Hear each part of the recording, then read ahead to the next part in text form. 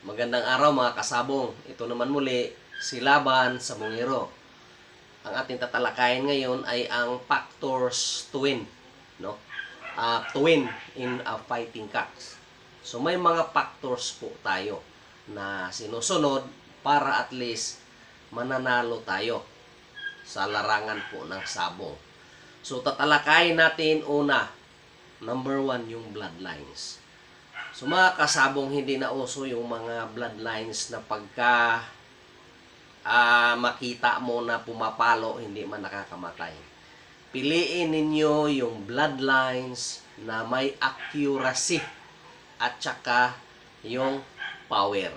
Ayan. Na isang baka lang, tapos na. Panalo ka na.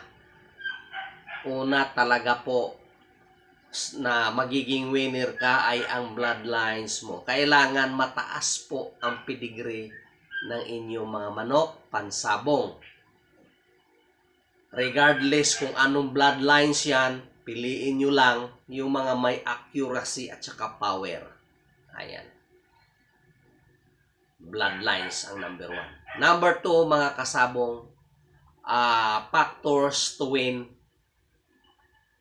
para sa ating mga panali ay ang management. Yan. So, pag sinabing management, paano mo pinalaki yung manok pansabong mo para magiging healthy? Ayan po. Panalo na po kayo pagka healthy yung manok ninyo. Sigurado yan. Mayroon tayong monthly na mga ginagawa. Pagpupurga, ligo, turok, ayan. Ganon po yan. Mayroon kayong management dapat para siguradong panalo po kayo. Pangatlo po na factors to win. Ayun pong conditioning. Kahit gaano kaganda, ka-healthy ang inyong manok, kahit gaano kaganda ang ninyo, ang bloodlines ninyo, pagdating po sa conditioning ay wala kayo, hindi rin kayo mananalo niyan. Pag sinabi natin na conditioning, kasama na po lahat kung ano yung dapat ibigay mo para pagdating sa gradas, manalo yung manok mo. Like for example na lang, we have an exercise. Mayroon tayong mga exercise. Mayroon din tayong pailaw. Kailangan ang manok ninyo, para hindi manibago, para hindi matalo, sanay na sa tao, sanay sa ilaw, sanay sa tari niya, sanay sa traveling, para hindi siya sanay din siya sa tinatawag na skilled na siya sa fighting skill niya. Yan po yung conditioning. Pag sinabi natin conditioning, kasama na lahat ang magandang pagkain, training, dinidevelop natin yung skills, ganun po. Isa po yan sa factors to win. Ayan po. Ang pang-apat na factors to win po, mga kasabong, kahit gaano kaganda ang bloodlines mo, gaano ang kaganda ang management mo, gaano kaganda ang conditioning mo, pag wala kang gaper or mananari. Number 4 talaga ang gaper. Kasi pag pumalo ang manok mo, hindi iyan naka-align yung tari niya, baliwala lang din yan. Hindi mananalo ang manok mo pagka hindi na sight ang tari.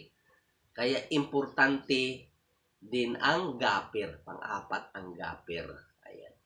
Mostly sa ating mga magsasabong ng mga big time, sila na yung nagtatari para wala silang doubt kung tinarian ba sila ng hindi maganda. Ganun po yan, mga kasabong.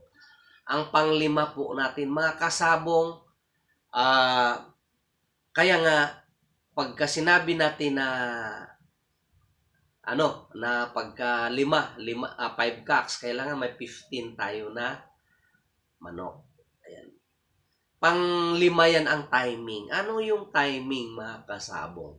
pag nagsasabong kayo, mayroon tayong tinatawag na at this day, natatalo ang talisay. Ayan. Sa panahon ngayon, natatalo ang pula. Nitong araw na to, natatalo ang mga itim. So, timing. Kung gusto nyo manalo, palitan niyo yung manok ninyo. Pag ang talisay nanalo, lahat yan mananalo yan. Pag ang itim, matatalo lahat yan, matatalo yan. Alam nyo yan mga kasabong.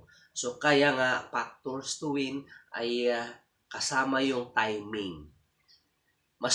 Sa derby kasi, medyo sa weight sila. Kaya dapat, pag 5 cocks, may 15 cocks ka. Ayan. Para, kung ano yung balahibo na nananalo doon, yun ang ipapalit mo. Ganun po yan. Kasama po sa panalo ang timing na magtari kayo. Kayo, mga magsasabong kayo, nakita nyo na sa sabungan na ganyan talaga ang kalakaran. Pag natalo ang talisay, natatalo talaga yan. Sigurado ako. Pag manalo ang talisay, mananalo din yan. Ganun po yan sa sabungan. Again mga kasabong, factors to win sa ating mga fighting cocks, number 1 po ay ang bloodline. Kailangan accurate, kailangan may power ang manok. Pangalawa po, ang management po. Maganda ang management, healthy ang manok, panalo ka na niyan kay healthy yung manok mo. Sa conditioning, kailangan ang manok mo, turuan mo sa fighting skill, turuan mong magiging magaling ang manok mo. Maganda ang moisture, kasama sa conditioning yan. Tsaka yung pagpapailaw. Ayan, kasama sa conditioning yan. Factors to win, gapir po mga kasabong. Kailangan ang gapir mo ay hindi nakatatak sa ulo niya ang pagiging hudas. Ayan po. Panglima, mga kasabong, timing. Pag sinabing timing, kung ano yung nananalong manok, yun ang ipapasok mo. Kasi sa hindi po naniniwala, baka hindi kayo sugarol. Alam nyo yan, mga kasabong, kasi nagsasabong kayo. Kung anong colors yung nananalo, kung anong colors yung matatalo. Maraming salamat pala sa ating mga viewers, lalong-lalo na sa ating mga subscriber. Sa wala pa, inanyayahan ko kayo na mag-subscribe para magkaroon po kayo ng knowledge regarding po sa sabong. Maraming salamat po sa inyo.